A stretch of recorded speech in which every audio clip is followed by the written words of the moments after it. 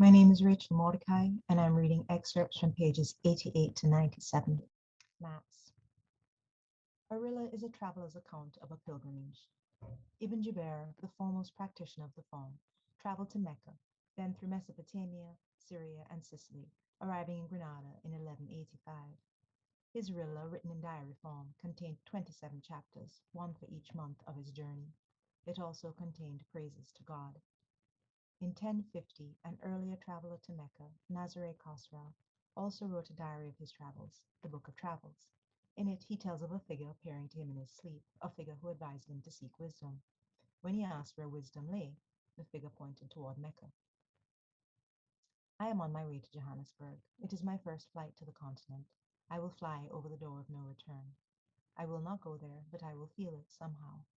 The plane leaves Frankfurt, and I sit riveted to the TV screen, which shows a map of Europe and Africa. The symbol of a plane marks our location as we make our way painstakingly south toward the continent. It is night by the time we take off. Outside, the darkness encloses. Darkness is the air through which we travel. Moving through dark air or dark water, it is the same.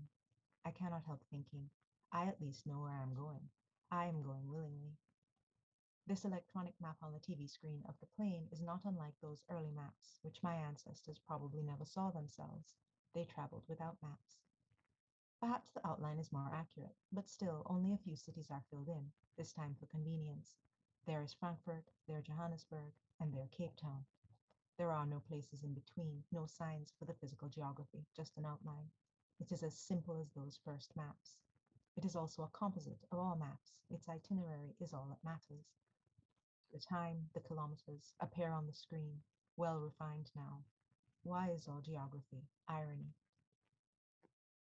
The work of watching the map, of tracking the flight to Africa is nerve-wracking. We arrive at the coast, Tripoli. We cross Libya and Chad. The rims of my eyes are a burning red. By now, the people beside me are asleep. My legs are cramped, my stomach is in a constricted knot. I tell myself to relax, fall asleep, but how can I, crossing Africa? I want to feel it, even if I am miles above in the sky, even if I cannot see. I am all nerve and energy at the thought of the great land below. Like all maps, the one on the screen makes the land below seem understandable, as if one could sum up its vastness, its differentiations in a glance, as if one could touch it, hold all its ideas in two hands. I wish I was on the ground. I know I would soon be enveloped by it, overwhelmed, as all land overwhelms me.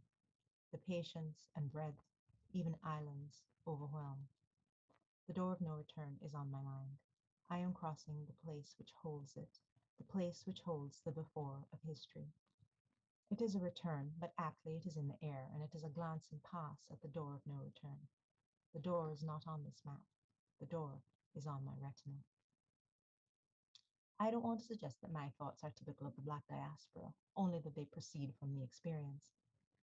My eyes took in the burnt grass as we sat on the tarmac for another 2 hours, and I wished I could disembark and go to a city, drive along a road with fields and forests on both sides, ramshackle houses and cattle, an oil pipeline, silver and dangerous, running by, then the city, calamitous and squalling.